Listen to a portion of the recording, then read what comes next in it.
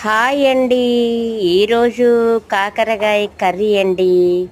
కొంచెం పులుపు బెల్లంతో కాకరకాయ కర్రీ. ముందుగా ఉల్లిపాయలు, పచ్చిమిర్చి, ఎండుమిర్చి, ఎల్లుల్లిపాయలు తీసుకోవాలి.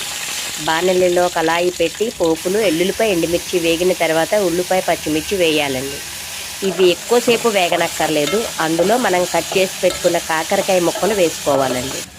కాకరకాయ ముక్కలు కలుపుతూ ఉప్పు వేసుకోవాలి, పసుపు, కారపొడి వేసుకుని ఒక్క 5 మినిట్స్ కలిపిన వెంటనే టమాటో వేయాలి. టమాటో మగ్గిన తర్వాత కొంచెం ఒక్క 5 స్పూన్స్ వాటర్ వేయాలండి. ఆ వాటర్ మగ్గిన తర్వాత చింతపండు తీసుకున్న నీళ్లు వేయాలండి. చింతపండు నీళ్ళు వేసిన తర్వాత బాగా ఉడుకుతూ ఉంటే అప్పుడు అందులో బెల్లం వేయాలండి.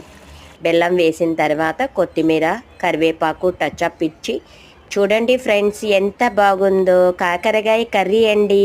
మీరు కూడా టేస్ట్ చేయండి.